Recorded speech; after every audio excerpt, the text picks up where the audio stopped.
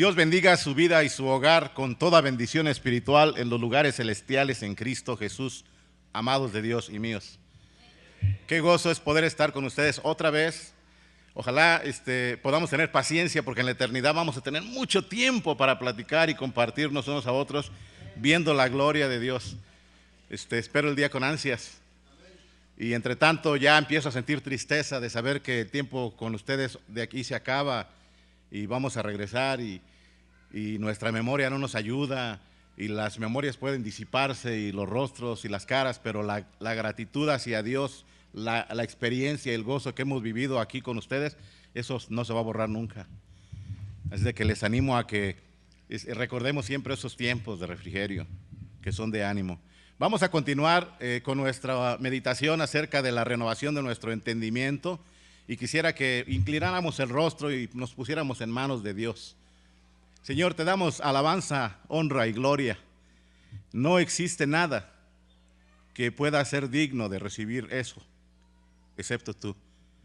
Te damos gracias porque tú eres, Señor, por todo lo que implica tu existencia, por todo lo que es tu esencia, tu persona.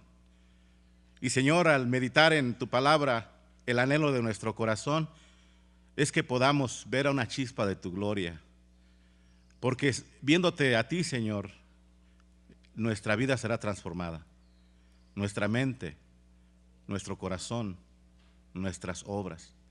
Y por eso, Señor, en esa convicción, en esa confianza, venimos a suplicarte de tu gracia. Abre nuestro entendimiento, nuestros corazones, nuestros ojos espirituales y llénanos de ti, Señor. Te damos gracias en Cristo Jesús. Amén. Ayer decía, hermanos, que cada cristiano es un teólogo, y explicaba el concepto de la teología, que es nada más ni nada menos que el conocimiento de la revelación de Dios a través de su palabra.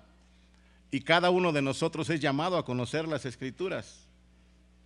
Procurad, dice su palabra, con diligencia, presentaos como obreros que conocen la palabra de Dios, que saben manejar la palabra de Dios y que no tienen nada de qué avergonzarse. De tal manera que nosotros, ese es el desafío. Y en conclusión, cuando vamos a terminar esta conferencia, vamos a entender que la única manera de renovar nuestro entendimiento y conocer la perfecta voluntad de Dios es justamente por medio de adquirir el conocimiento bíblico que Dios nos ha dejado. Usted no va a renovar su entendimiento escuchando mis ideas, ni mi testimonio, ni las opiniones de los demás. Usted va a renovar su entendimiento y conocer realmente la voluntad de Dios y a Dios a través de escudriñar las Escrituras. Y eso es una cosa personal. Es decir, es nuestra responsabilidad, si anhelamos esto, buscar el rostro de Dios día con día. Si no hemos hecho nuevos hábitos de leer y escudriñar la Escritura, ese es el tiempo de empezarlo. Entonces siempre estamos aprendiendo de temas relativos a Dios, y aunque no todos vamos a llegar a ser teólogos en potencia de gran nombre, sí debemos de tener conocimiento suficiente para presentar defensa de nuestra fe. La segunda carta del apóstol Pedro nos advierte que hay herejías destruyendo la obra de Dios. Así como el escritor bíblico en uno de los testimonios le dice a los creyentes a los que les está hablando, yo tengo imperfecciones, no me hagan mucho caso a mí, pero háganle caso a la Escritura. Recuerdo cuando leí la primera vez este pasaje y dije, ¿por qué dice Pedro eso? ¿Cómo es que él, siendo un apóstol del Señor ungido, habiendo estado ahí justo con el Señor, experimentado en primera mano todo lo que experimentó, ¿por qué dice eso? Y el Señor, desempolvando las cosas que Dios me dio antes de mi vida cristiana, sacó de la basura un conocimiento acerca de la comunicación que había yo depositado como basura por el deseo de conocer a Cristo. Y recordé que en la comunicación hay tres elementos envueltos normalmente. Está el transmisor, está el receptor y está el mensaje. Pero dentro de esos tres elementos que componen una comunicación, hay tres mensajes envueltos siempre. Está lo que el transmisor quiere decir, está lo que en realidad dijo y está lo que el receptor entendió al final de cuentas. Cada uno de nosotros, por naturaleza humana, somos imperfectos y tenemos muchos filtros. El filtro de nuestra educación, el filtro de nuestra religión, el filtro de nuestra personalidad, el filtro de nuestro carácter, el filtro de nuestra imaginación. Y todas esas cosas juegan un papel importante a la hora de entender un mensaje. Y el mensaje de Dios, cuando yo como ministro lo recibo, quiera o no quiera, va a tener que pasar por esos filtros. Y con la mejor intención yo voy a decirles, como Pedro, lleno del poder de Dios, decía: yo lo vi, yo lo escuché, en verdad no les estamos inventando cosas. Tengo que reconocer que mi falibilidad y mis filtros están cambiando ya de entrada la pureza del mensaje de Dios. Y luego cuando yo envié ese mensaje, como dije, una cosa es lo que yo les quise decir, otra cosa es lo que realmente les dije, y otra cosa es lo que ustedes entendieron. Porque ustedes, cuando reciben ese mensaje, el mismo proceso de filtrado empieza. Y cuando ese mensaje llega a nuestros corazones, llega a veces completamente distorsionado. Por eso es que como ministros nosotros no somos enviados a que crean nuestro mensaje, sino que vayan a la Escritura. Y si algo se pudieran llevar de aquí es esa idea, solamente en la Escritura. Esa era uno de los slogans de la iglesia antigua, de la Reforma. Sola Scriptura, solo la Escritura. Y creo que ahí está claro esto. La Biblia declara en Proverbios 23:7 que tal cual es el pensamiento del hombre, así es su corazón. Y esta declaración, aunque puede resultar extraña para el que la lea, está hablando como si estuviera cometiendo, decía yo ayer, un error ortográfico, porque nosotros sabemos que nosotros no pensamos con el corazón, sino con la mente. Entonces, ¿cómo es que este proverbio dice tal cual es el pensamiento de su corazón, así es él? Bueno, si ustedes lo piensan un momento, hay muchas ideas que diario están cruzando nuestra mente. Escuchamos 1.000.000 de ruidos, pero solamente enfocamos en una cosa, del 1.000.000 de cosas que oímos. Así los pensamientos. Lo que sí es importante es entender que el pensamiento que logre quedarse en nuestra mente, ese pensamiento va a crear una influencia en nuestra persona. Aquellas ideas que nos atrapen en nuestro fuero más íntimo son las que nos van a afectar. Somos lo que pensamos. Y claro, cuando nuestros pensamientos no son puros, pues entonces nuestras vidas tampoco van a serlo. Todos sabemos que habemos personas que podemos recitar versículos bíblicos de memoria, tener una teología correcta y estar viviendo una vida sin Dios. Eso es posible. No se impresionen de ninguno de nosotros que vengamos y de memoria les leamos Romanos. Eso no significa nada. Pero sin embargo, una teología sólida sí es un requisito para tener una vida sana, una vida piadosa. Entonces, ningún cristiano, hermanos, ningún cristiano puede eludir la teología.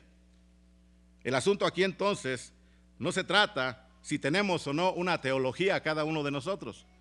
Aquí la pregunta más correcta sería: ¿es mi teología una teología correcta?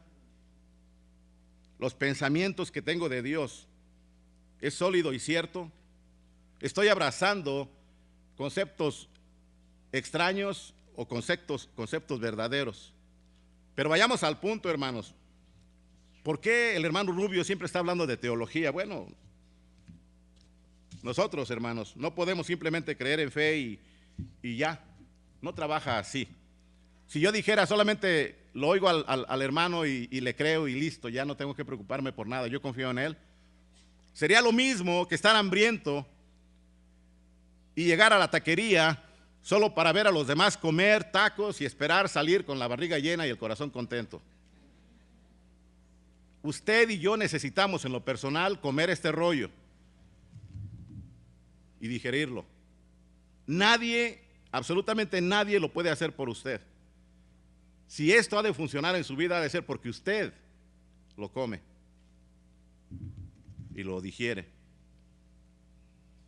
En la década de los 80 hubo una encuesta en los Estados Unidos en la que estuvieron preguntando unas preguntas acerca de la cristiandad, que si habían encontrado la religión verdadera, y la mayoría, más de 70 millones de estadounidenses, dijeron que habían tenido una experiencia de conversión personal, es decir, ya entregamos nuestra vida a Cristo.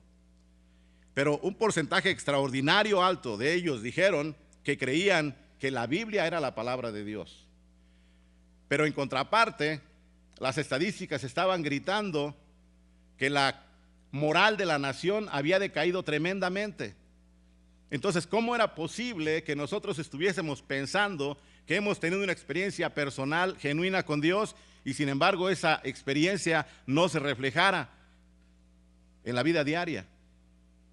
Un día, para enseñar este punto, llegué tarde a la iglesia, media hora, y los hermanos estaban sentados esperando porque yo era el que iba a predicar. Y yo llegué muy entacuchado, perfectamente limpio, y me paré enfrente y les dije: hermanos, primero quiero empezar con una disculpa. Yo venía hacia acá a lo que debo de hacer, pero tuve una serie de eventos que no los tenía programados. Verán, al agarrar la carretera se me reventó una llanta y me bajé a cambiar la llanta, y mientras yo estaba cambiando la llanta pasó un tráiler de doble rodado a toda velocidad y me embistió de frente y me arrastró como unos 100 metros, y todas estas cosas redundaron en el hecho de que yo no pude llegar a tiempo. Me disculparán ustedes. Y los hermanos me miraban con aquellos ojos abiertos diciéndome: ¿cómo es posible? Y yo los vi y les pregunté: hermanos, esto les parece una locura, ¿verdad? Díganme ustedes, ¿qué será más pesado? ¿Un encuentro? ¿Qué tendrá más impacto? ¿Un encuentro con un tráiler o un encuentro con el Señor Jesucristo, el Dios Todopoderoso? Y me dijeron: no, pues un encuentro con Dios debe de ser más impactante. Entonces, si nosotros decimos que hemos tenido un encuentro con Dios, ¿por qué no se nos nota? Yo vengo a decirles que tuve un encuentro de primer tipo con un tráiler y ustedes me ven como si nada. Es imposible que me crean que eso pasó porque se notara, ¿no es cierto? ¿Por qué nuestra vida no refleja lo que nosotros decimos que hemos experimentado? El Señor Jesucristo, como compartía yo ayer en el capítulo 7 del Evangelio de San Juan, dice: si alguno tiene sed, venga a mí y beba. El que cree en mí, como dice la Escritura, de su interior correrán ríos de agua viva. Y esto dijo del Espíritu que habían de recibir los que creyeran en Él. Ahora, cuando yo hablo con mis hermanos creyentes, les pregunto: hermano, ¿tú vives una vida cristiana satisfecha? La mayoría me dice que no todavía. Y cuando vemos ese pasaje bíblico donde Cristo dice: si tú crees en mí, como dice la Escritura, de tu interior correrán ríos de agua viva, significa que no solamente va a llenar nuestra sed espiritual, no solamente va a llenar ese vacío que hay en nosotros, sino además nos va a dar para repartir a otros. Y yo pregunto a la iglesia: ¿dónde están los ríos de agua viva en cada uno de nosotros? ¿Dónde están aquellos que vienen atraídos por esos ríos de agua viva y beben de ella a través de nosotros? Y nos quedamos en blanco sin poder responder. Y aquí solamente puede haber dos respuestas. Una: Cristo es un mentiroso. Nos engañó como chinos. O dos: nos tragamos la píldora equivocada. Él dijo que si creemos en Él, en el Cristo de la Escritura, iba a ocurrir eso. Y nosotros, hermanos, si salimos a la calle, no solamente entre nosotros, salgan a la calle y pregúntenle a 10 personas, ¿crees en Dios? Te van a decir que sí. Pregúntales, ¿pero tú crees en el Señor Jesucristo? Y seguro que la mayoría te va a decir que sí. Pero sus vidas no tienen nada que ver con Dios. ¿Qué pasó? La Biblia dice en Santiago, ¿tú crees que Dios es uno? ¡Qué bien! Pero no se te olvide que aún los demonios creen y tiemblan. Lamentablemente muchos de nosotros decimos creer en Dios y ni temblamos. De ahí entonces, hermanos, que nosotros necesitamos muchas veces pararnos, reexaminarnos y ver si estamos en la fe, como dice Pablo, que hagamos.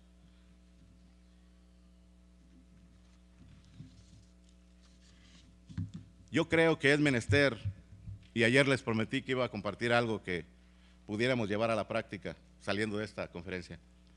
Es menester hacer algunos ajustes para poder renovar nuestro entendimiento.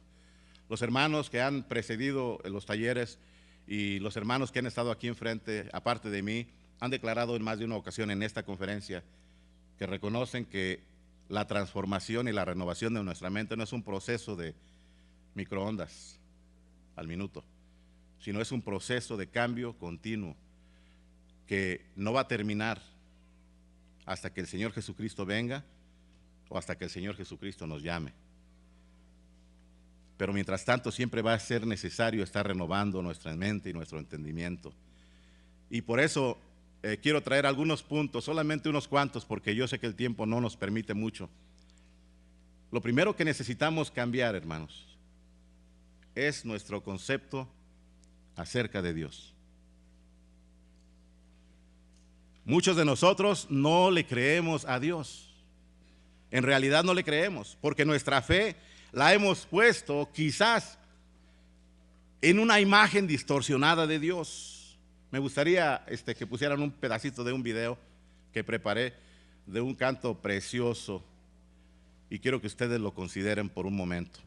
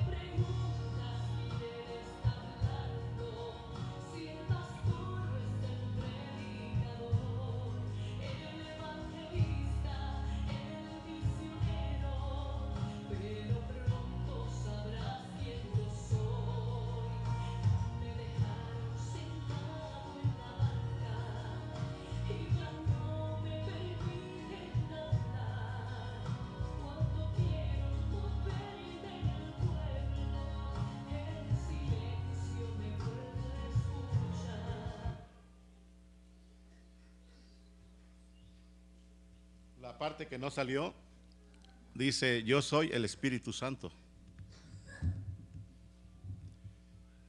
Pero me dejaron sentado en la banca y no me dejaron hablar. Amados, por más que nos salgan las lágrimas de los ojos cuando escuchamos este canto, es una verdadera tragedia que nosotros tengamos ese tipo de pensamientos acerca de Dios. Que nosotros creamos que este montón de polvo inanimado, ahora animado por el poder de Dios, tenga la capacidad para atar de pies y manos al Creador del universo y dejarlo sentado en la banca con ganas de hablar. Es una tragedia que nosotros pensemos que el gusano puede llegar a ser superior que su Creador. En verdad que a veces decimos cosas que no sabemos que decimos. Y yo creo que nos damos cuenta a través de examinar esos conceptos que el Dios en el cual nosotros hemos puesto nuestra confianza y nuestros ojos, si ese es el Dios que nosotros adoramos, si ese es el Dios que nosotros predicamos,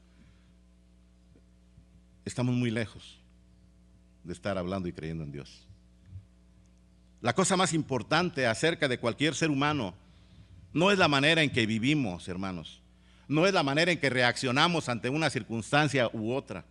Lo más importante de nosotros, hermanos, es lo que hay en nuestro pensamiento acerca de Dios. ¿Y por qué? Porque lo que nosotros pensamos acerca de Dios determina todo lo que podemos pensar o hacer o llegar a hacer. Hay una ley que parece estar clara, que es sobrenatural, sobre el alma, que dice que nosotros tendemos a movernos hacia la imagen de aquello que nosotros consideramos Dios. Y si nuestro Dios, hermanos, no es el Dios de la Biblia, nosotros no vamos a actuar conforme a las Sagradas Escrituras. Si nuestro Dios no tiene estándares, no tendremos estándares. Si nuestro Dios no tiene absolutos, no tendremos nosotros absolutos. Si nuestro Dios no es poderoso, no podemos tenerle confianza. Por eso decía antes que cada uno de los problemas de la vida en la humanidad tienen su raíz siempre en una mala teología, en un concepto distorsionado acerca de Dios. Difícilmente encontramos un error doctrinal o una herejía que no pueda trazarse a un pensamiento imperfecto acerca de la persona de Dios. Es imposible, hermanos, que nosotros como individuos mantengamos prácticas morales sanas y valores y actitudes correctas cuando nuestra idea de Dios es errónea desde el principio, cuando estamos mal desde los mismos fundamentos. Casi todos nos hemos dado cuenta de que nuestra sociedad se encuentra en graves problemas. Durante los últimos 100 años, la historia nos dice, y nosotros hemos sido testigos de un tremendo declive marcado en la educación, en la moral y en el incremento igualmente marcado de pecado, de crimen. Hay asesinatos, hay abortos. En los Estados Unidos solamente, nosotros asesinamos más de 3,000 bebés cada día. Nosotros asesinamos en los Estados Unidos más de 3,000 bebés cada día. Y el dinero para pagar eso sale de aquí de mi bolsa. Sale de los ciudadanos americanos. Hemos visto un declive tremendo en la transformación del concepto de pecado. Hay iglesias que no me dejarían pararme en su púlpito si yo me levanto y me pongo en el púlpito con mi Biblia y digo, la Biblia dice esto. Hermanos, ese declive ha impactado a la humanidad y la humanidad está como loca buscando cuál es la razón de nuestra condición actual. Nuestros pensadores y filósofos han llegado a diferentes conclusiones. Sigmund Freud dijo que nuestra problemática real era que no tenemos una vida sexual correcta. Carlos Marx dijo que el problema no era el sexo, el problema era la sociedad en que vivimos, porque la sociedad nos forma. Y si tenemos una sociedad disfuncional, pues tendremos una vida disfuncional. Nuestros políticos dicen que el problema de nosotros es la economía. Nuestros educadores dicen que es una falta de educación. Pero en realidad la Biblia presenta una querella contra esos conceptos. ¿Por qué? Porque antes de que nuestra sociedad empezara a declinar, tuvo lugar una terrible corrupción teológica. Y nuestras iglesias, como dije antes, respondieron y continúan respondiendo mal a la pregunta, ¿cómo es Dios? Y amados, cuando declinó nuestro concepto puro de Dios, declinaron también todos nuestros estándares correspondientemente, nuestra moral y nuestra adoración y la efectividad del cuerpo de Cristo. Yo creo que gran parte de la responsabilidad de la caída moral de naciones está en la iglesia del Señor. La iglesia que ha fallado en responder esas preguntas. La iglesia que ha estado perdiendo el concepto de la santidad, de la majestad de Dios. En muchas iglesias de nuestra nación, Dios es presentado como un viejito, un buen amigo, bonachón, barbón, paciente, que todo nos tolera, que está ahí para bendecirnos y para perdonarnos, cuya meta final somos nosotros, que somos, bueno, hay un canto que ya inventamos, ¿verdad? Que somos la niña de sus ojos.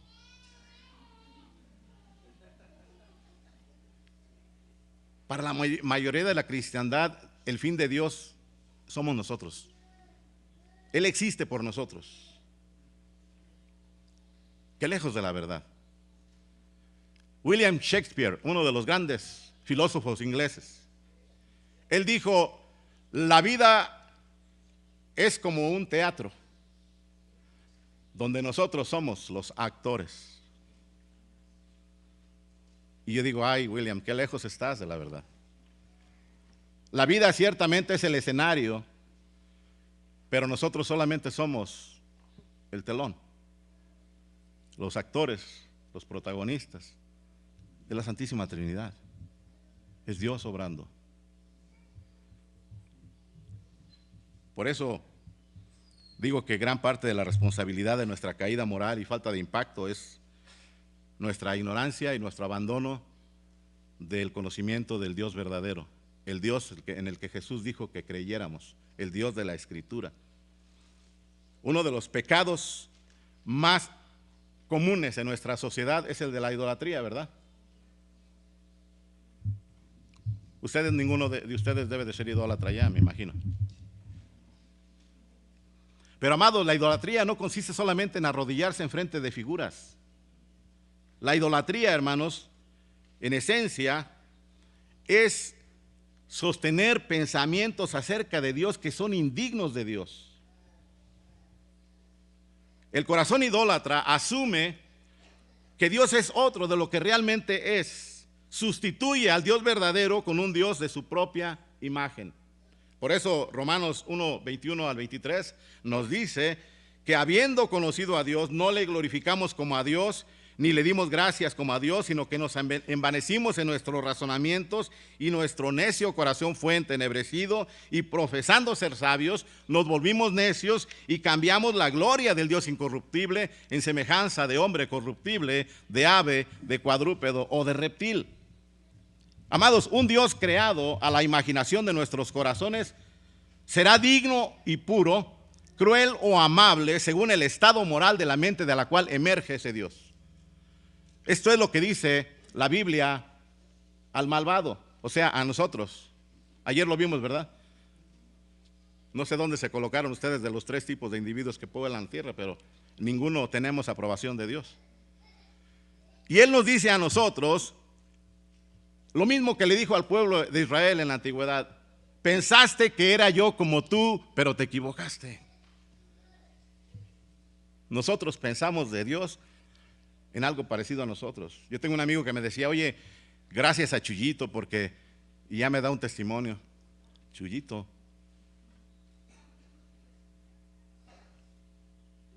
¿de qué tamaño será Chuyito que puede verlo ojo a ojo?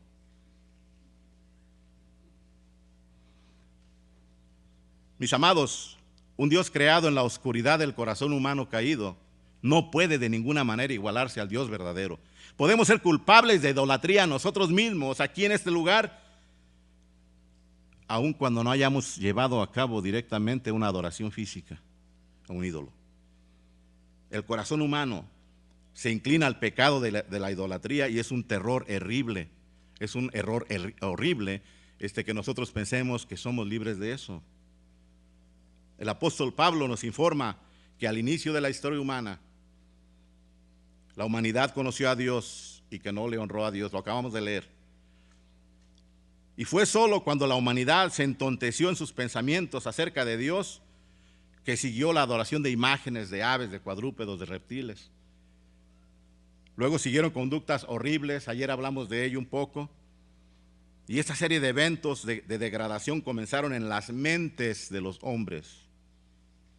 ¿Se fijan cómo es importante pensamientos? sentimientos, actitudes.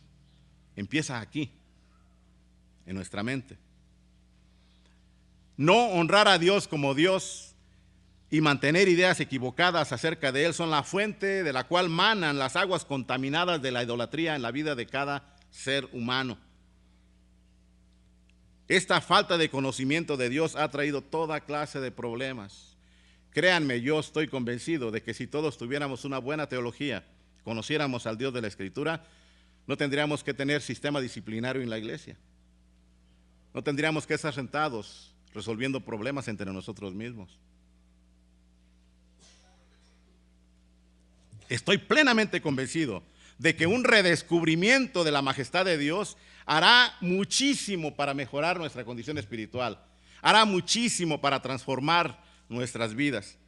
Amados, la obligación más importante para la iglesia de hoy es purificar el concepto que tiene la iglesia de Dios hasta que ese concepto sea una vez más un concepto digno de Dios. Si queremos reavivar la verdadera fe y pasión espiritual de nuestras vidas y sanar nuestra nación, debemos pensar acerca de Dios como Él es y no como nosotros creemos que Él es. Pero alguien se estará preguntando, hermano, ¿todavía no dices cómo hacer eso? Creo que una manera de pensar correctamente acerca de Dios es aprender de Dios en la Escritura. Pero aprender de Dios acerca de sus atributos. Levanten la mano los que esa palabra es nueva para ustedes, atributos. Todos conocen lo que significa esa palabra. La Biblia presenta a Dios y lo revela por medio de sus atributos. Un atributo de Dios son esas cosas que nos ha revelado y no es parte de Dios, sino es Dios. Ahora, aunque debemos reconocer que aquí hay un problema, y el problema es nosotros. Nosotros, hermanos, tenemos que entender primeramente esto, que nosotros jamás podremos responder correctamente a la pregunta, ¿cómo es Dios? Y dije anteriormente que ese es justamente el problema. Pero ahora estoy diciendo que jamás vamos a poder contestar correctamente esa respuesta. ¿Por qué me estoy contradiciendo? Porque lo más cerca que podemos llegar a decir que Dios es, no es exactamente lo que es Dios. Cualquier cosa o cualquier persona nunca puede llegar a conocer plenamente lo que es Dios. Lo más cerca que podemos llegar a decir que Dios es como cualquier cosa o cualquier persona que conozcamos. Fíjese lo que le pasó al profeta Isaías. Él dijo, ¿a quién te compararán? ¿A quién te podrán igualar? ¿A quién? Dice el santo. En otras palabras, hermanos, finalmente tenemos que entender que Dios es incomprensible. ¿Escucharon? Dios es incomprensible. Cuando el profeta Ezequiel vio las visiones que relata la palabra de Dios, se encontró viendo cosas que para él eran absolutamente jamás vistas. Él no tenía el lenguaje para llamar a las cosas. ¿Y qué hizo el profeta? Entonces empezó a tratar de describirnos a nosotros lo que estaba mirando, usando palabras que no eran lo que estaba mirando, pero que eran algo que cuando menos daban la idea. En Ezequiel 1, al final de ese pasaje bíblico, dice, y sobre la expansión que había sobre sus cabezas, se veía la figura de un trono que parecía como de piedra de zafiro. Y sobre la figura del trono había una semejanza que parecía de hombre sentado sobre él. Y vi apariencia como de bronce refulgente, como apariencia de fuego dentro de ella en derredor. Desde el aspecto de sus lomos para arriba y desde sus lomos para abajo, vi que parecía como fuego. Y que tenía resplandor alrededor, como parece el arco iris que está en las nubes el día que llueve. Así era el parecer de resplandor alrededor. Wow, hermanos, todo lo que el profeta estaba hablando, la gente lo conocía. Lo trágico es que lo que estaba diciendo no era lo que estaba mirando en realidad. Dios es totalmente real, pero es absolutamente distinto a cualquier cosa que cualquier ser humano que haya existido y vaya a existir sobre la faz de la tierra jamás haya podido conocer. Es real, pero es el incognoscible, al que no se puede conocer. Es imposible para la mente humana creer o crear o imaginar algo de la nada. Así que aprendemos a usar lo que ya conocemos como un puente para describir lo que no conocemos. Nuestro problema, amados, es que cuando se trata de Dios, tratamos de imaginar cómo es Dios y por necesidad debemos de usar lo que no es Dios para poder describir en nuestra mente a Dios. No es trabalenguas. No es en nuestra naturaleza la habilidad de crear algo de la nada, solamente lo puede hacer Dios. Yo sonrío cuando oigo a algunos creyentes decir, decreta, declara. Cuánta ignorancia tenemos a veces acerca de Dios. Pero no está en nuestra naturaleza crear nada de la nada. Entonces todo lo que podemos nosotros hacer es usar algo que ya está creado para crear un concepto para nosotros. Debemos entonces imaginar a Dios como algo que no es Dios, porque estamos construyéndolo en nuestra mente, y algo que no es Dios es algo que Dios ha hecho, y por lo tanto, si Dios lo ha hecho, no es Dios. Y si insistimos en tratar de imaginar a Dios, terminaremos siempre con un ídolo. Un ídolo no hecho de manos, pero un ídolo hecho por nuestros pensamientos. Un ídolo de la mente humana, hermanos, es tan ofensivo como un ídolo de las manos humanas. Hay una pared que es infinitamente alta, infinitamente densa, que separa a Dios de todo aquello que no es Dios, que es lo que Él ha creado. Pensar en la criatura y en el creador en términos iguales, como le reclamó el Señor al pueblo, pensaste tú que yo era como tú, pero te equivocaste. Es insistir en la idolatría. Es reducir a Dios en sus atributos. Es robarle a Dios la mayoría de sus atributos y reducirlo a un estatus de una criatura como nosotros. No podemos ver a Dios cara a cara. No podemos conocerlo como Él es. Entonces, amados, estamos en serios problemas. Entonces, ¿cómo vamos a hacerle?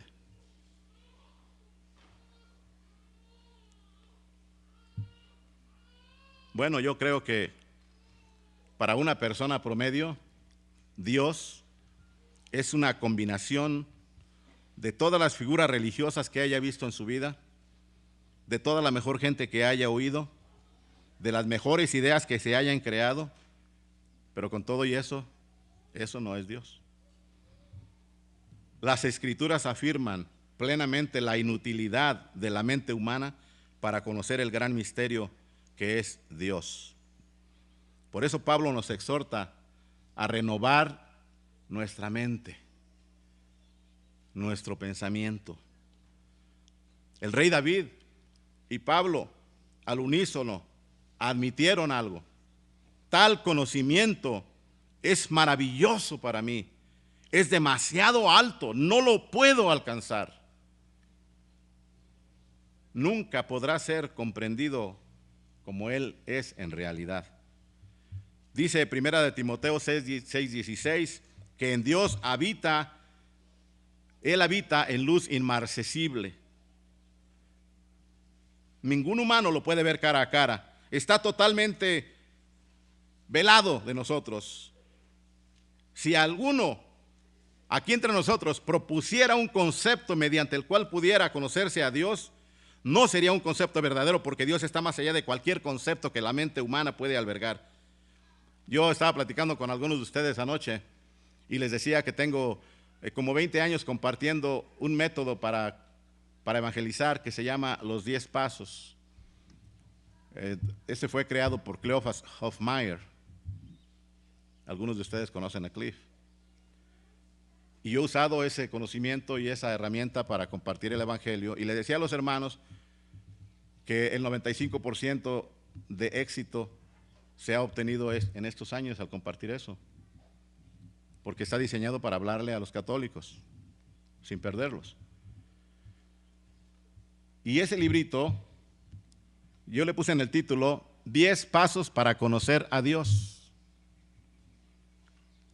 Cuando yo entendí el libro de Romanos, me di cuenta de qué presuntuoso era el título de nuestro método evangelístico. Inmediatamente se lo quité y me aborrecí en silicio y en ceniza de estar diciendo, tengo 10 pasos para que conozcas a Dios.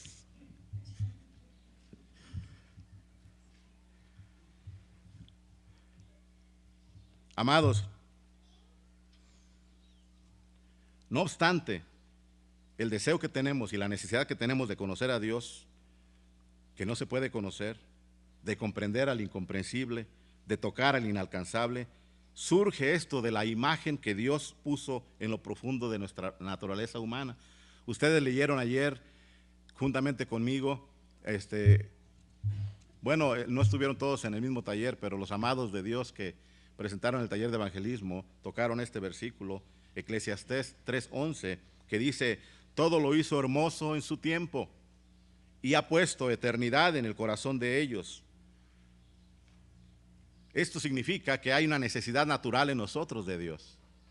Pero luego lo trágico es que el pasaje no termina ahí, sino que sigue diciendo, sin que alcance el hombre a entender la obra que ha hecho Dios desde el principio hasta el fin.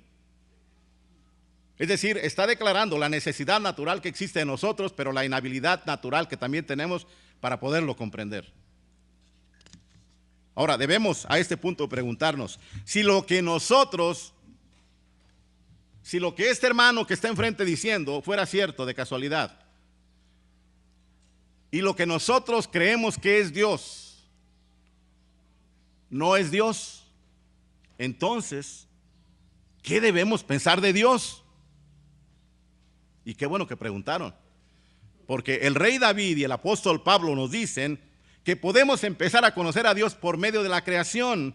En Romanos capítulo 1 y en el Salmo 19 nos dice cómo es que Dios se revela por la creación. El Salmo 19 dice, los cielos cuentan la gloria de Dios, el firmamento anuncia la obra de sus manos. Pablo dice que lo que de Dios se conoce ha sido revelado por medio de las cosas hechas, de modo que no hay excusa. Ahí hay otro trabuco, porque nosotros pensamos que hay tribus que nunca han oído de Dios y que por lo pronto no puede venir el fin si ellos no oyen de Cristo primero. Malas nuevas, porque a ellos mismos se les predica todos los días a través de la creación en medio de que viven. Ya está revelado, no tienen excusa, dice la Biblia. Nadie, aunque no hayamos llegado los evangelistas allá, nadie va a poder decir el día final, cuando toda rodilla se doble, a mí no me dijeron, yo no supe que había. Desde la creación del mundo, sus atributos invisibles, su eterno poder y naturaleza divina han sido vistos claramente, siendo entendidos por medio de las cosas que han sido hechas, y podemos conocer a Dios por eso, por medio de su creación, de la misma manera que podemos conocerlos a un artista por medio de su obra. Pero tal conocimiento al que podemos arribar por medio de la creación, lamentablemente, es un conocimiento limitado. También vemos sufrimiento en el mundo, también vemos crimen, crueldad. La naturaleza no puede responder a todas las preguntas acerca de Dios. La naturaleza no puede decirnos si ese Dios es bueno, si es amable, si vale la pena orarle a Él, si se puede confiar en Él, si merece mi adoración.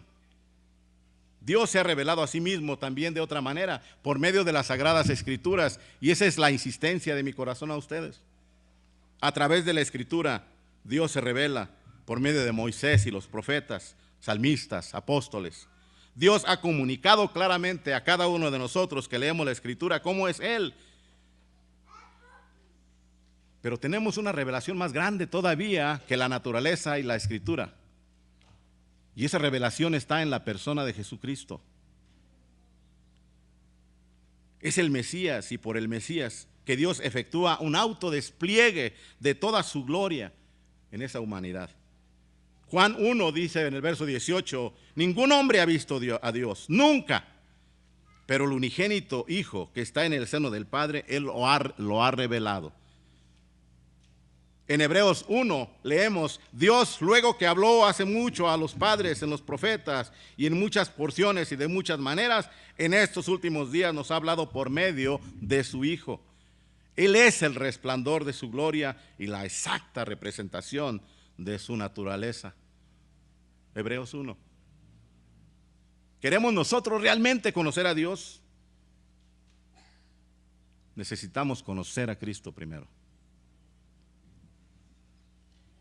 Mateo 11, 27 dice, nadie conoce al Padre excepto el Hijo, y todo aquel a quien el Hijo quiere revelarlo. Entonces necesitamos cambiar nuestro concepto de Dios, hermanos. Hay muchas ideas que tenemos acerca de Dios. El Dios que presentamos muchas veces no refleja el Dios de la Escritura. Ese Dios que nosotros oímos hablar, que está a la puerta suplicante, rogándonos que lo dejemos entrar. Ese Dios al que nosotros finalmente, después de tanto insistirnos, le hacemos el favor de dejarlo entrar a nuestro corazón. Es una caricatura de Dios. No es concebible que nosotros pensemos que Dios llegó al extremo de asesinar a su propio Hijo por el anhelo de salvar nuestras almas, al cual nosotros le podamos decir, ¿sabes qué? No nos interesa tu oferta. Ese no es el Dios de la Biblia. La Biblia dice que Dios dijo y fue hecho. Que Él es el que gobierna los ejércitos del cielo y los de la tierra. Que Él hace como le place y que no hay quien detenga su brazo ni le diga, ¿qué onda? ¿Por qué así? Amados, el Dios de la Escritura es un Dios todopoderoso, es un Dios soberano, es un Dios santo, es un Dios justo, es un Dios infinito, es un Dios eterno, es un Dios infalible, es un Dios único. Y nosotros no debemos avergonzarnos de decir que el Dios en el que creemos tiene una voluntad más poderosa que la nuestra. Nosotros deberíamos avergonzarnos de estar predicando a un Dios que está sometido a nuestra voluntad, que solamente que nosotros le demos permiso puede hablar, que solamente si nosotros le damos permiso puede tomar mi vida. Debemos de dejar de creer que hay áreas de nuestra vida que todavía no le pertenecen. Él es el dueño de todo. Si bien no ha tomado posesión y usado alguna área de tu vida y todavía estás usándola tú, no significa que Él no es Dios. Él es Dios. Y en su tiempo cada uno lo vamos a ver claramente. Es el Dios que dice y que es el Dios que ha decretado todo lo que va a ocurrir. Hermanos, si una molécula como el átomo, bueno, en mis años de estudio, el átomo era la parte más pequeña en la que podía dividirse la materia. Ahora ya le llaman los Mavericks, porque ya el átomo ya se dividió más todavía. Si un Maverick estuviera moviéndose en este universo fuera del control de Dios, Dios no es Dios. La Biblia nos dice, una hoja de un árbol no cae si Él no lo permite.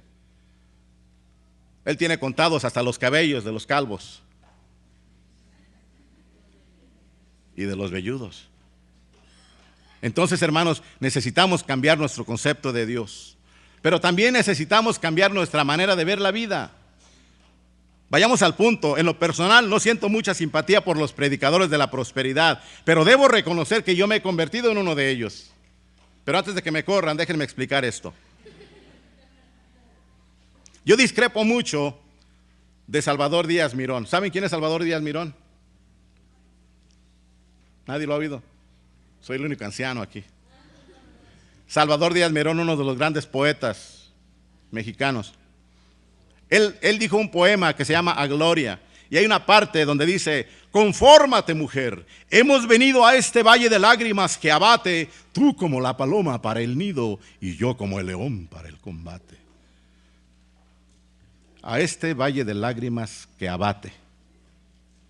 ¿Qué manera de ver la vida tan pesimista? Bueno, no podemos negar que la vida no es fácil. No podemos cerrar los ojos a los problemas que estamos viviendo. No podemos engañarnos a nosotros mismos diciendo, estoy en victoria. Es un hecho que la vida del creyente tiene problemas y que siempre estos problemas tienen un propósito bueno, ya sea para quitar de nosotros algo que no se parece a Cristo, ya sea para atraer a nosotros algo que se parezca a Cristo, ya sea para darnos una manera de consolar a los que están desconsolados de la misma forma en que nosotros hemos sido consolados. Sea cual fuere la causa, lo que sí podemos estar seguros es de que la palabra de Dios es fiel y nos dice en Romanos 8:28 que a los que amamos a Dios todas las cosas nos ayudan a bien.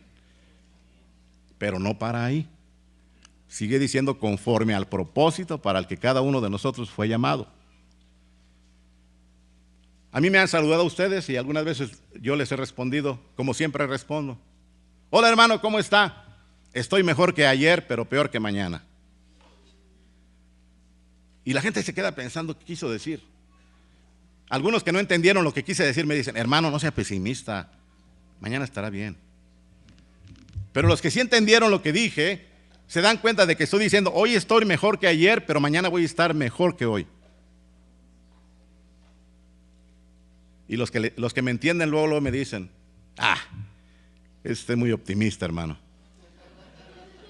Y yo les digo, no es optimismo, hermanos, es certeza. Claro que me viene la pregunta inmediata, no, pero ¿cómo va a estar cierto? Usted no sabe lo que trae mañana.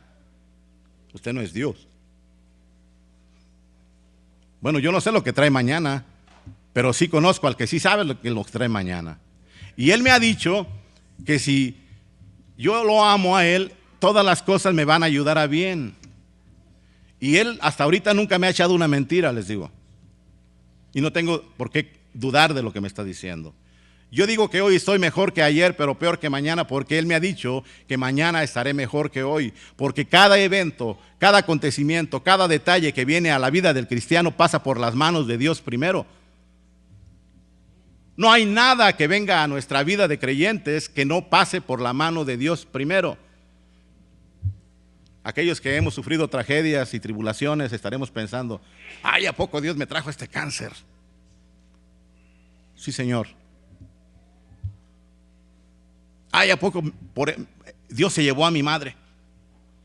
Sí, Señor. Pero fue un accidente. No hay accidentes.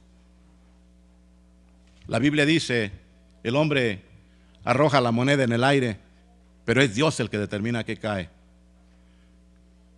La Biblia dice que cuando alguien sufre un accidente, que nosotros decimos, no fue un accidente, es que Dios lo puso en sus manos. Dios es Señor. Y Él me dice en Romanos 8:28 que todas las cosas para los que le amamos nos van a ayudar a bien. No dice que no va a haber problemas en la vida, pero dice que esos problemas están enfocados a hacernos un gran bien. Y ese gran bien no es el bien que nosotros llamamos bien. ¿Cómo definimos bien nosotros?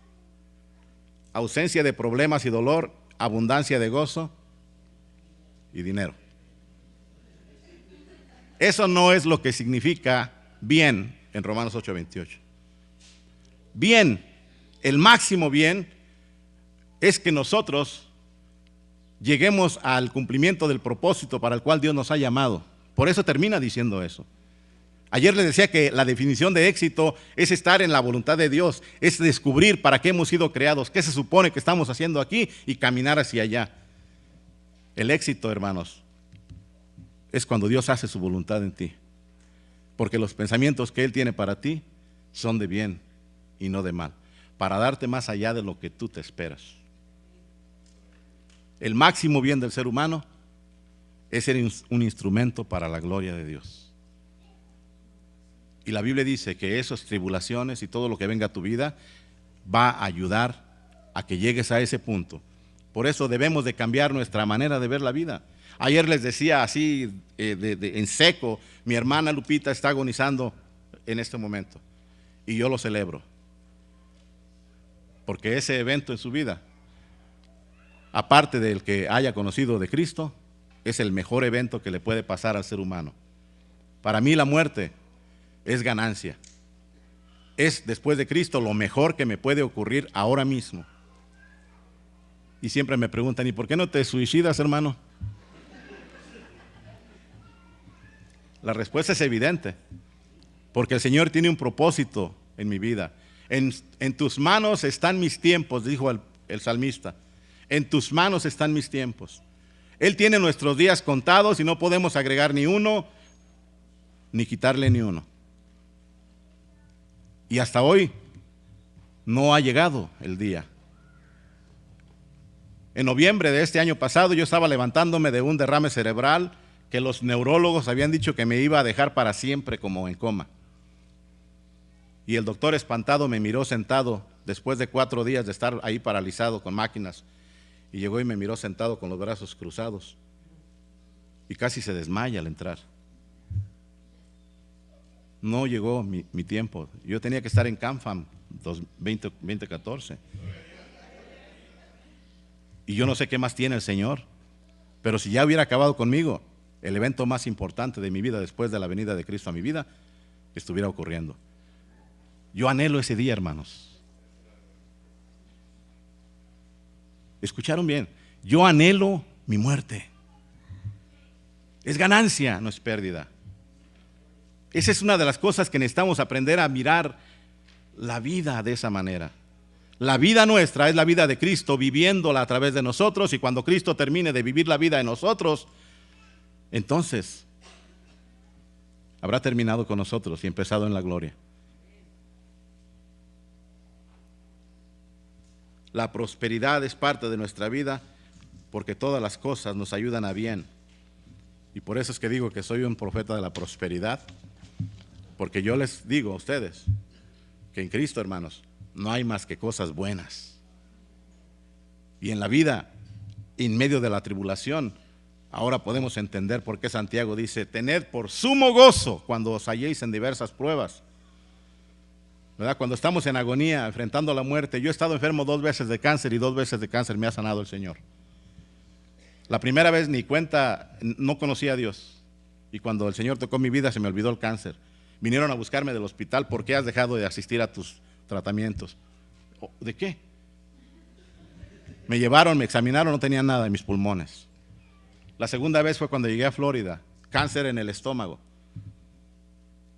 Y el doctor, cuando me llamó para decirme los resultados de mis exámenes, me dijo, antes de decirme nada, me dijo: tenemos terapistas y psicólogos que pueden apoyar. Vaya al grano, por favor, doctor. Es que necesitamos que usted sepa que hay recursos. Vaya al grano. ¿Cuál es la noticia? Pues está usted enfermo de cáncer y es del malo.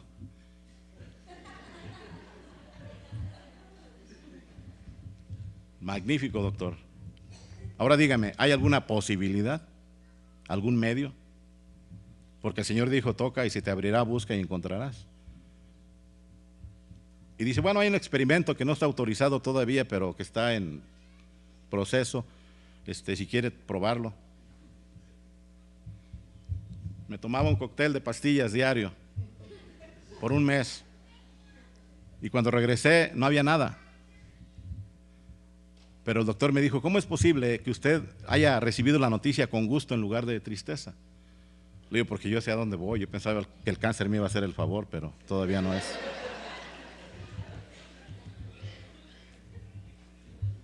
Esa sonrisa que ustedes tienen hoy, quiero verla toda la vida. Cuando la tribulación llegue, que esa sonrisa sea la que le dé la bienvenida al evento que ustedes saben que viene de la mano de su Señor.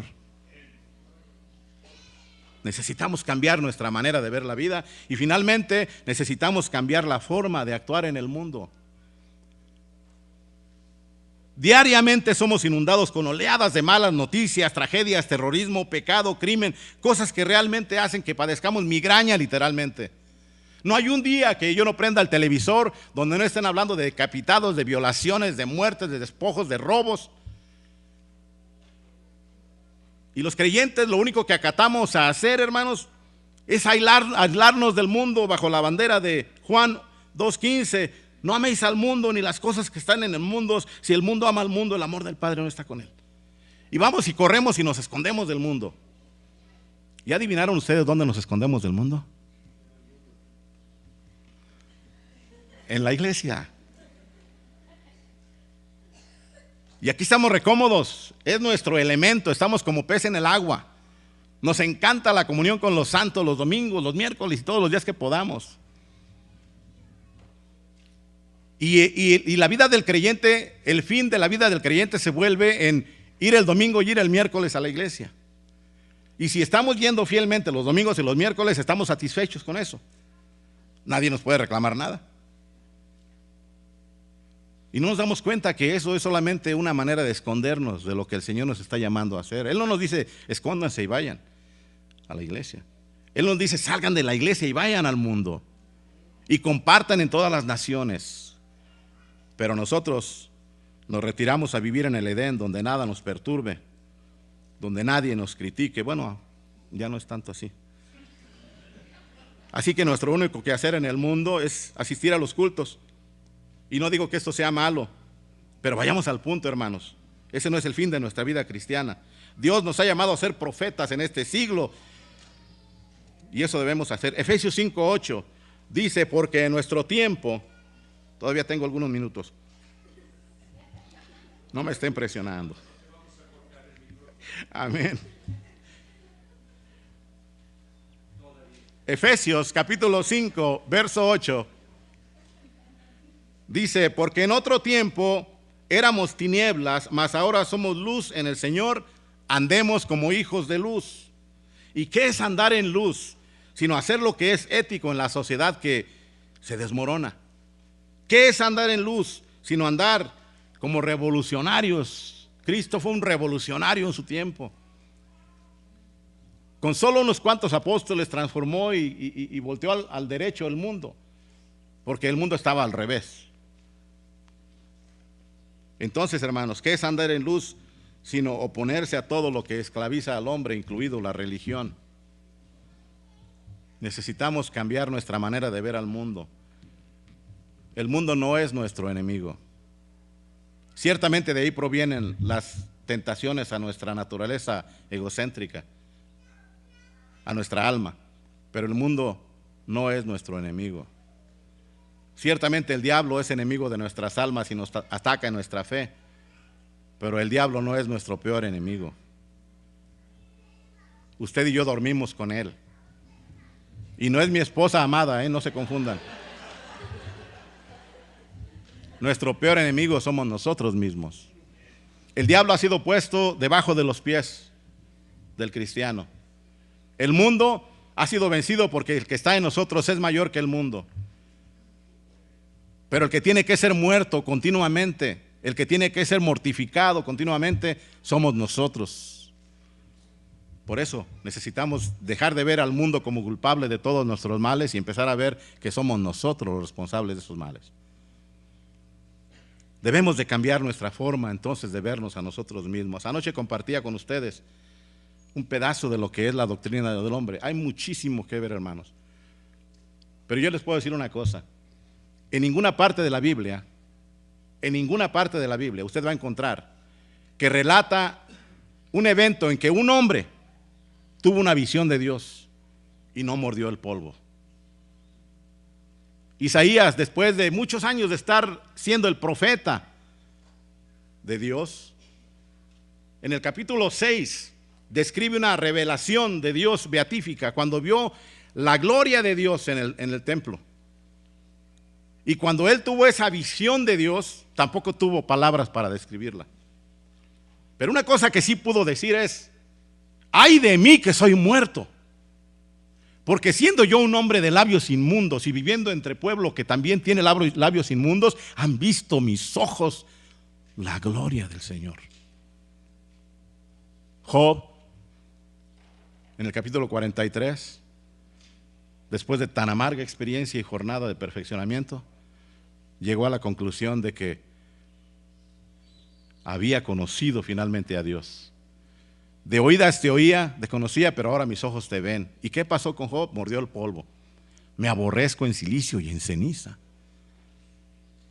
Hermanos, usted y yo, para que podamos empezar de cero con una mente renovada, para que empecemos a contemplar la verdad de Dios, necesitamos urgentemente una revelación, una chispa de la gloria de Dios. Y cuando nosotros podamos, si quiere haber un chispazo de la gloria, porque la Biblia dice que nadie puede ver a Dios y vivir para contarlo. Pero si vemos una chispa de la gloria de Dios como la vio Isaías, vamos a morder el polvo. Vamos a ser muertos. Ese enemigo con el que luchamos diariamente va a caer de rodillas delante de Dios. Vamos a reconocer lo viles que somos.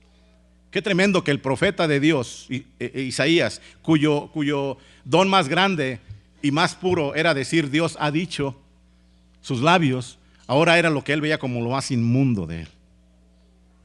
Él tenía para presumir sus labios, ¿verdad? Pero no lo hizo. Eso fue lo más inmundo que vio en él. Necesitamos esa experiencia, usted y yo. Necesitamos conocer a Dios por medio de sus atributos en la Escritura. Necesitamos rogar a Dios que abra nuestros ojos y que podamos contemplar la belleza de su santidad.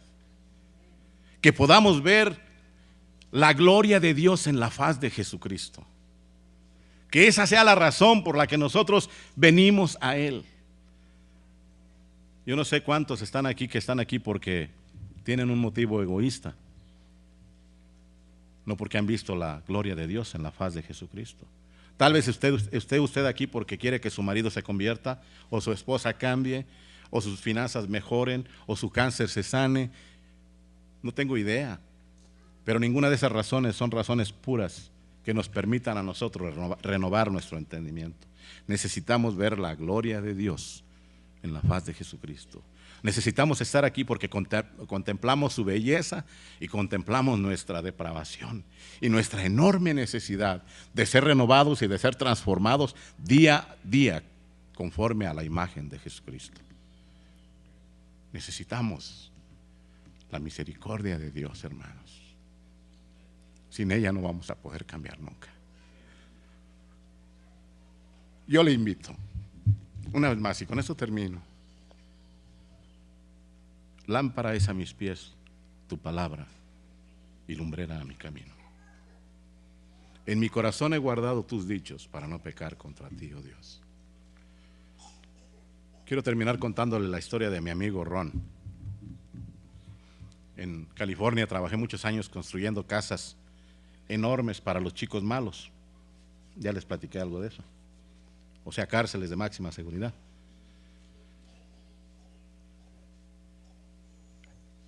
Como yo diseñé los sistemas electrónicos de entrada, salida y todo, intrusión y lo demás, yo puedo entrar y salir a esas cárceles sin llave.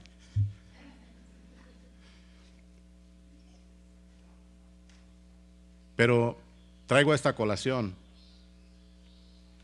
porque mientras nosotros estábamos construyendo esos proyectos, la empresa que me llevó de aquí de México a hacer esos asuntos era la empresa más grande, una de las 10 más grandes de los Estados Unidos de Norteamérica en cuanto al área eléctrica se refiere. O sea que el dueño de la empresa es un ruso multimillonario. A ese hombre no lo veíamos nosotros más que por allá una vez cada 10 años que se paseaba por el proyecto y no hablaba con nadie. Todo el mundo le tenía pánico. Pero él había empezado como inmigrante de Rusia aquí en América a construir ese negocio y había juntado con un americano que lo ayudó, porque el americano era electricista y le enseñó el oficio al ruso y empezaron con la empresa, llegaron a crecer tanto.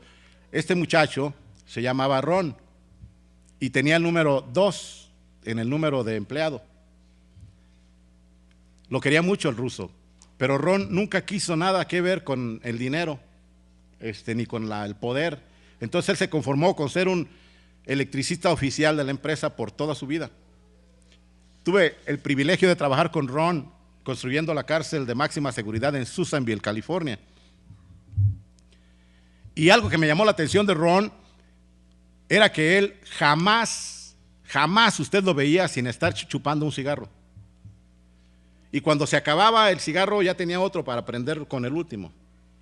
Yo no sé cómo haría, cómo dormiría ese hombre. Pero era un hábito tremendo. Y me llamó la curiosidad. Dije, ¿por qué será así, Ron? Y un día, como todos los días, nos sentábamos a tomar un sándwich a las 9 de la mañana en el break. Y se me acerca un día Ron y me dice, así de la nada, Miguel, me gustaría ver si tú pudieras prestarme $10,000. Y yo volteé y dije, Ron, yo trabajo con un cheque de pago día con día, yo no tengo ahorros ni soy rico. ¿De qué estás hablando? Pero bueno, dime, ¿para qué quieres $10,000? Y Ron era en ese momento un hombre como de 70 años ya.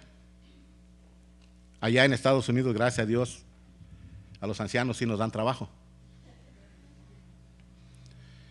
Y me dice Ron, bueno, es que voy a comprar mi primer casa y no tengo el dinero completo para mi pago de adelanto. Y ya me quedé pensando y dije, oh, qué lástima que no tengo dinero, Ron. Yo te lo prestaría con gusto.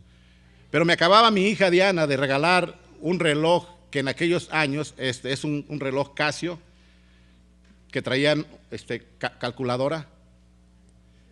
Y este modelo era un modelo especial porque acababa de salir el modelo en el que podía usted meter números de teléfono y todo ese rollo.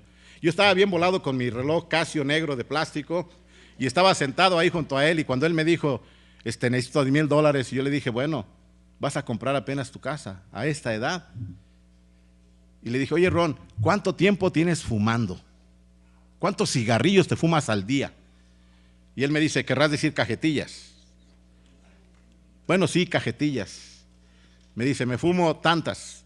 Y yo acá con la mano ocupada, poniendo números. ¿Y cuántas cajetillas trae la caja? No, pues tanto. ¿Y cuánto cuesta la caja? Oh, es que yo fumo de los caros, fumo de los Camel, porque son los más fuertes. Yo son los únicos que siento todavía. Oh, muy bien. Y terminé de poner números y le digo, Ron, mira, $475,000 te has gastado en cigarrillos. Y se abrieron sus ojos así y se quedó pasmado. Nunca con esto hubieras comprado 2 grandes mansiones ya, Ron. No le dije más, pero al otro día llegó y me buscó en el lonche y me dio un codazo. Oye, yo sé que tú eres predicador, háblame de Dios. O sea que lo que le dije le tocó en algo y le hablé de Dios desde ese día y pasé más de 2 años haciendo ese proyecto con él y cada lonche a las 9 de la mañana me codeaba y me decía háblame de Dios y yo le hablaba de Dios, le daba un versículo a memorizar, le explicaba el evangelio y pasó. Se lo llevaron del proyecto a otro proyecto, él estaba en el sur y yo estaba en el norte de California y un día me llegó a la oficina un sobre con un boleto de avión de ida y vuelta y una carta firmada por el dueño multimillonario de la empresa diciéndome, Miguel, toma este boleto y vuela a San Diego, California porque Ron quiere verte. Wow, dije, ¿qué pasó? Obediente, volé de Reno, Nevada a San Diego, California, me recibió la limusín del dueño y me llevó, yo pensaba que íbamos a ir a las oficinas, algún proyecto nuevo habrá. No, me llevaron a un hospital de lujo y decía ahí, cuidados intensivos para los de gravedad. Y decía, cancerología. Y cuando yo entré a ese pasillo, en el fondo había un cuarto y mucha gente adentro. Y cuando me vieron llegar, empezaron a salirse uno por uno. Y yo me paré en la puerta y vi a un hombre recostado en una cama, conectado con todos los aparatos. Tenía la tráquea abierta. Y hablan bien divertido cuando tienen ese aparato ahí. Y yo me quedé mirando y era Ron. Y Ron me vio llegar y me dice así. Y yo me acerco y me dice Ron, I missed it for 16 inches. Y yo me le quedo viendo, what? I missed it for 16 inches. Y yo pensaba, ya debe estar muriendo porque ya no sabe lo que dice. Y le digo, Ron, explícame por favor qué quieres decir con esto. No me llamaste del norte de California solo para decirme esto. Y me empieza a decir el hombre, ¿te acuerdas cuando tú me compartiste el Evangelio. Sí, me acuerdo, Ron. Todos los versículos, todas las ilustraciones, cada codazo que te daba, cada tarea que me dejabas, está fresco en mi mente. Como si hubiera sido ayer, te las puedo decir todas de memoria. Sí, Ron, pero ¿por qué me dices I missed it for 16 inches? ¿Qué quiere decir? Le fallé por 16 pulgadas. ¿Por qué me dices le fallé por 16 pulgadas? Dices que todo lo que yo aprendí de Dios lo puse en mi mente, pero no bajó a mi corazón. Y hermanos, cuando Ron me estaba diciendo esas palabras, unas gruesotas lágrimas caían de ese rostro anciano y desesperado. I missed it for 16 inches. El salmista David dice, en mi corazón he guardado tus dichos para no pecar contra ti. La palabra de Dios, hermanos, esa palabra a la que yo les insto por las misericordias de nuestro Señor Jesucristo, a que se presenten a ellas, esa palabra no funciona aquí. Tiene que bajar 16 pulgadas para que trabaje. Aquí es donde renueva y transforma, porque tal cual es el pensamiento de su corazón, tal es Él. Quiero dejarlos con eso, hermanos. No le fallen por 16 pulgadas. Bájenlo a su corazón. Ahí transforma, ahí renueva, ahí revela. Vamos a orar. Padre, gracias por este tiempo. Oh, gloria a tu nombre, Señor.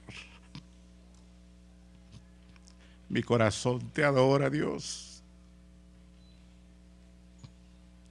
Gracias. Gracias por los hermanos, Señor. Gracias por los talleres. Gracias por esta experiencia inolvidable, maravillosa, que yo necesitaba, Señor. Gracias. Oro por cada uno de tus hijos que están conmigo aquí, Señor. Que tú nos des la gracia para poder entender todas estas cosas con las cuales tú nos has bendecido hoy y ponerlas no en nuestro conocimiento intelectual, sino en nuestro corazón. Y estar dispuestos, Señor, no por un deber ni por obligación, sino como fruto del entender estas verdades, de venir con gozo a presentarnos delante de ti como sacrificio vivo, santo, agradable a ti, que eres nuestro culto racional. Gracias porque desde ahora estás poniendo en nosotros el no ser conformados a este mundo, el no mantener esos conceptos erróneos de tu divinidad, sino que estamos comprometidos a buscar la verdad, a ser transformados en nuestro entendimiento con tu verdad. Gracias, Señor.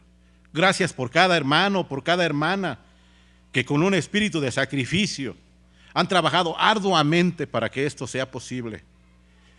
Gracias, Señor, por Esteban y por todo ese ejército que tú le has puesto para que levante sus manos. Gracias por cada hijo tuyo que ha sido privilegiado de poder tener este tiempo de comunión con nosotros y nosotros con ellos. Permite, Señor, que vayamos de aquí transformados, que esta palabra que has sembrado en nosotros sea una inquietud que nos lleve al conocimiento tuyo y al buscar la excelencia. Te damos gracias, Señor. Eres maravilloso, Señor. Eres hermoso, Señor. Oh, gloria a tu nombre, Padre. Oh, mi corazón te alaba, Señor. Te pido también que nos lleves con bien a donde vamos de regreso a nuestro hogar y que nosotros seamos realmente la luz del mundo en esta generación que carece, que padece y que se degrada cada día más. Gracias, Señor. En Cristo oramos. Amén.